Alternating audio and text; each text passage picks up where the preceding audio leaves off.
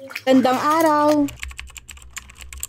Pagkagising ko nga na umaga ay nagluto na nga pala ako ng ulam namin. Tinola na nga lang pala yung naisipan kong lutuin, kaya naman heto ay ibabad ko na nga lang muna sa may tubig. At nilagay ko na nga pala itong mga ingredients at makukuluan na lang. Hindi ko na nga pala ginisa itong mga mamish, kaya naman nilagay ko na nga pala itong malunggay after nga palang nakulo. Nung okay na nga pala yung lasa para sa amin ay nilagay ko na nga pala ito at kumain na kami. Nagabihan naman nga mga mamish ay nagbihis na nga din pala si Bunso dahil aalis kami. Fast forward mga mamish, after nga pala namin sabihanan ko ay nandito na nga pala kami sa bahay ng kuya ko. Dito nga pala kami nagpasko. Bukasan naman nga mga mamish ay nagbihis na nga din pala kami dahil aalis nga kami. Alis sa mga oras na nga niya ay 25 nga pala, kaya naman heto ay nagbihis na nga din kami after nga pala namin kumain. At sa mga oras na nga niya ay mag-aalas 4 na nga pala ng hapon ay hindi pa nga din kami nakakaalis. Charis. Isan ko na nga pala sa Bunso na mga oras na nga niya at si Tyler naman nga din ay naka-ready na. Nitong oras na nga din kami nakaalis mga mamish dahil natutulog pa nga si Bunso. Kaya nga pala namin nagpunta sa amin ay nandito na nga pala kami sa may Jollibee at bumili nga lang pala kami ng burger at spaghetti. Ali-take out na nga lang pala para makauwi na kami. Hindi nga din pala kami nakaalis mga mamish, kaya naman next time na nga lang din kami aalis. Gabi lang nga pala ng mga oras na nga niyan, kaya naman dali-dali na nga din kaming umuwi para makakain na. Traffic nga pala dito mga mamish every time talaga pagka ganitong oras. Nagluto na nga lang pala ako ng siomay, bale heto na nga lang pala yung uulamin namin. Nakalimutan ko nga itong niluluto ko dahil naglalaba nga ako ng mga oras na yun. Kung mainit pa nga yung siomay ay kumain na nga kami at nagtimpla na nga din kami ng kape. Alas 8 na nga pala ng gabi niyan mga mamish, kaya naman nagmamadali na nga din kami para makapagpahinga na nga din yung tatlo. Kain nga pala yung dalawang junakis ko ng french fries, kaya naman hindi ko na malayan na nakagat nga ni Tyler yung daliri ni Bunso. At dito ko nga lang pala napansin na nakagat nga pala niya yung daliri niya, kaya pala umiyak. Dito ko nga lang pala pinakita kay Tyler na nakagat nga niya pala yung daliri ni Bunso. Buti na nga lang talaga ay may camera nga ako nakaredy, kaya naman heto pinakita ko nga kay Tyler. Ihisan ko na nga pala si Bunso na mga oras na nga niya, at ito nga pala yung pinamili namin galing nga pala sa mga aginaldo nila. Thank you po pala sa lahat na nagbigay nga sa mga junakis. Sinugasan ko na nga pala itong mga platuhan namin, kaya naman di na nga lang pala yung hinuhugasan. Ilaw nagmuriot nga si Bunso, kaya naman heto nagpapabuhat na. Binalikan ko na nga pala itong binabad ko kanina yung mga puti at sinabay ko na nga pala itong mga pants ni Baldo. Heto nga pala yung mga damit na binili ko nga kanina, kaya naman dali-dali ko na nga din itong nilaban para matapos. May isuot na nga din ni Bunso agad-agad. Bay ko na nga pala itong mga pants ni Baldo na pang trabaho niya. Kinusot ko na nga lang pala ito mga mamish para agad akong matapos. At ayaw na nga din pala ni Baldo na i-wash ko na nga lang yung mga pants niya dahil nagkakaroon nga ng puti-puti. Heto, todo kusot nga ang person. Hindi pa nga lang yung kinukusot ko pero nagkakasugat na nga yung kamay ko. Naman ginamitan ko na nga tong brush tong pantalon nga ni Baldo. Hindi ko nga alam kung hindi ko nga hiyang yung sabon na ginagamit ko every time talaga pagka magkukusot. Bigyan ko na nga pala ng tubig yung timba, nilagay ko na nga pala yung downy. Binalawan ko na nga pala itong mga puti na nilaban ko kanina mga mams, kaya naman next naman nga na nilaban ko, heto nga pala yung mga decolor. Heto nga pala yung gift na na-receive nga namin, kaya naman salamat po sa inyong lahat. Sineparate ko nga pala to mga mamish, heto nga pala yung mga decolor at yung mga puti. Sineparate ko na nga din pala yung t-shirt nga ni Baldo na nangungulay po. Heto nga pala yung mga tela na to ay hindi nga nangungulay. Dali-dali ko na nga pala tong pinagsama para maibabad ko na nga din sa may downy. Sobrang mura nga lang pala ng mga damit, kaya naman heto ay naparami nga yung bili ko. Heto nga pala yung mga natanggap nga nila na aginaldo, kaya naman heto ay pinabili ko na nga din para kako naman ay may damit nga silang susuot. Heto nga pala ay nangungupas, kaya naman sinama ko na nga lang pala sa may pants na kulay black. Hindi ko na nga pala din dryer yung mga puti na damit, kaya naman sinampay ko na nga pala sa may labas. Heto na nga lang pala yung din dryer ko mga mamish, heto nga pala yung pants ni Baldo. Dahil susuotin nga niya to kinabukasan, kaya naman dapat ay matuyo na to. Kaya ko na nga pala sa may downy at binabad ko na nga muna yung mga damit para kako naman ay sulit nga yung bango. Heto nga pala yung mga damit na nilaban ko mga mamish, kaya naman nilabas ko na nga pala yung may timba. Heto nga lang pala yung isasampay ko sa may labas namin, kaya naman heto ay dali-dali ko na nga palang nilagay sa may sampay. Dinryer ko na nga pala itong pants ni Baldo at next naman nga itong mga damit ni Bunso. Dinryer ko na nga lang pala to mga mamish para may sampay ko na nga lang din sa loob. Katapos ko nga pala na i-dryer yung pants ay sinunod ko naman nga itong mga damit ni Baldo. Heto nga pala yung mga pang trabaho niya. Nilaban ko na nga din to mga mamish kahit this oras na nga ng gabi. Alas 4 na nga pala ng madaling araw bago nga ako natapos. Tulog na nga pala yung mga junakis ko dyan mga mamish, kaya naman akong nangalang pala yung gising. Sinampay ko na nga lang pala yung mga damit ni Baldo sa may labas kahit takot na nga din ako. Inusot ko na nga din pala itong mga damit para kako naman ay kumapit nga yung sabon. Lang, salamat!